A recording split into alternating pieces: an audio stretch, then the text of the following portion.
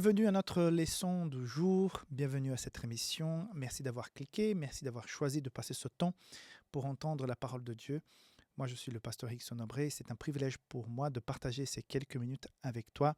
Nous sommes dans cette aventure dans la semaine numéro 11. Il est question cette semaine de paix à Sion, désirer Dieu en Sion. Nous sommes dans cette leçon qui va parler de ce lieu qui est hautement symbolique. Sion, comme j'expliquais dans la journée de sabbat, qui représente le lieu même, la colline de Sion, qui représente aussi le temple, parce que le temple y est installé, qui représente Jérusalem, où le temple se retrouve, qui représente aussi à quelque part la nation d'Israël, mais qui représente aussi le peuple de Dieu de façon plus large. Donc, nous sommes aussi à quelque part rattachés à Sion, qui veut dire la présence de Dieu parmi son peuple, que ce soit dans l'Ancien Testament avec le tabernacle, le temple, ou bien avec ce temple qui était plus important, ce temple qui a été abattu et qui a été quelque part remis en place 3 jours après, donc ce temple qui était aussi Jésus. Donc nous sommes rattachés quelque part à ce Sion. Avant d'entamer la leçon d'aujourd'hui, je voudrais juste vous rappeler quelque chose. Tu es invité à acquérir le livre Face à la douleur de Roberto Badenas, ce pasteur qui a déjà écrit pas mal d'autres livres, notamment Rencontre avec le Christ. Ce livre Face à la douleur, c'est un livre qui va nous accompagner, nous ouvrir les yeux, nous conseiller par rapport à certaines douleurs que nous vivons et comment y faire face, comment dépasser ces moments parfois critiques, difficiles dans notre vie. Et tu peux l'avoir avec un rabais de 20% en utilisant le code EDS20 sur publicationadventiste.com ou bien sur safelis.com. Donc, si tu achètes d'autres choses en mettant ce code, c'est que ce livre-là qui va prendre le rabais. Donc, c'est un rabais spécial pendant cette semaine de la leçon numéro 1. Ça a commencé le sabbat 9 mars, ça va s'arrêter le sabbat 16 mars sur ces 2 sites que je viens de mentionner. Je profite aussi pour te rappeler que nous sommes là pour prier pour toi. Si jamais tu as une requête de prière, nous avons donc un groupe d'intercession. Tu mettras ta requête dans le lien en bas de la vidéo. En bas aussi de la vidéo, il y a aussi le lien pour rejoindre la communauté WhatsApp de Safelis où tu vas recevoir les écoles de sabbat, des articles, des codes promotionnels et plein d'autres infos intéressantes si tu es francophone et que tu désires être en contact avec des contenus de l'Église adventiste. Voilà donc la leçon du lundi, prier pour la paix de Jérusalem. Il est question de Psaume 122, nous allons lire quelques versets. Je commence par le verset 3 et 4. Jérusalem, tu es bâtie comme une ville dont les parties sont liées ensemble. C'est là que montent les tribus de l'Éternel, selon la loi d'Israël, pour louer le nom de l'Éternel. Je vais maintenant au verset 6. Demandez la paix de Jérusalem, que ceux qui t'aiment jouissent du repos, que la paix soit dans tes murs et la tranquillité dans tes palais. Donc, d'abord, cette invitation pour que les nations puissent se rejoindre pour l'adoration dans les parvis, au temple, à Sion, à Jérusalem, mais en même temps, cette demande de paix. Ça veut dire quoi? Il est question ici que si le peuple de Dieu était en harmonie avec Dieu, quand on est en harmonie avec Dieu, qu'est-ce qui se passe automatiquement? Comment ça sera notre relation avec les autres?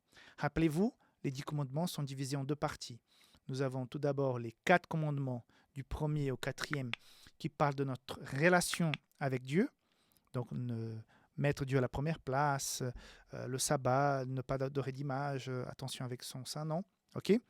Après, nous avons du 5e jusqu'au 10e des principes, des valeurs par rapport à notre relation interpersonnelle. Donc, de la même manière, quand ma relation avec Dieu, elle est équilibrée, elle est saine, elle est constante, elle est forte, automatiquement, avec votre femme, vos enfants, vos amis, votre famille, votre employeur, vos collègues de travail, vos collègues d'école, la relation sera plus simple parce que tu auras beaucoup plus de patience, d'amabilité, de compréhension.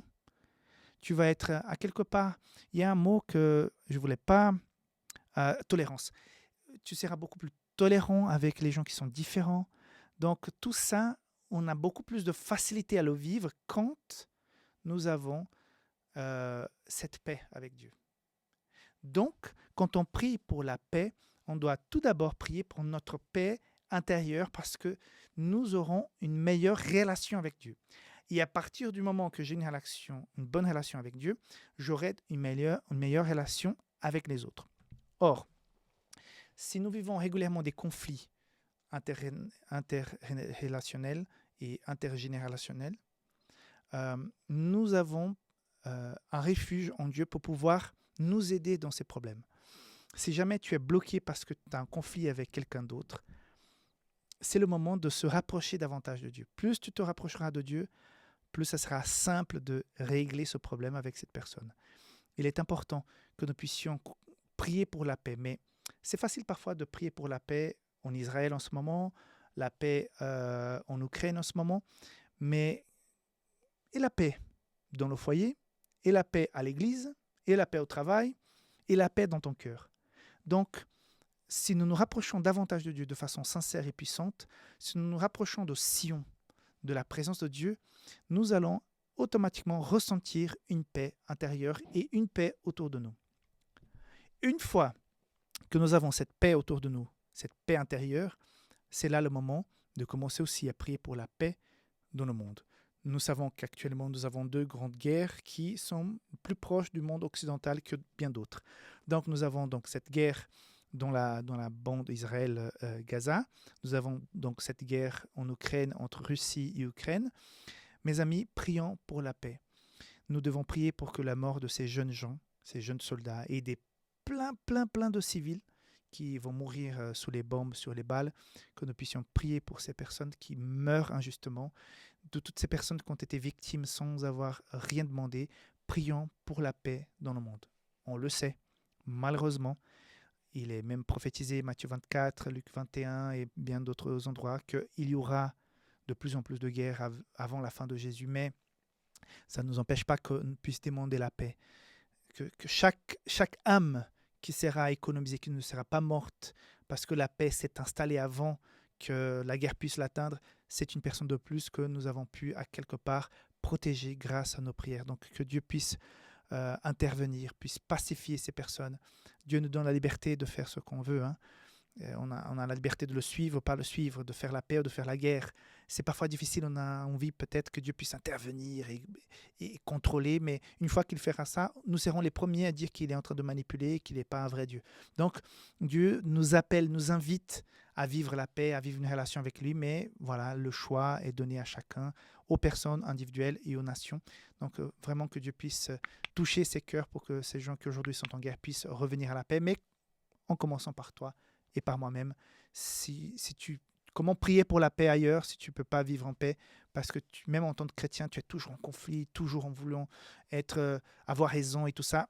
Si tu es toujours en conflit avec des gens autour de toi, il y a quelque chose qui ne va pas.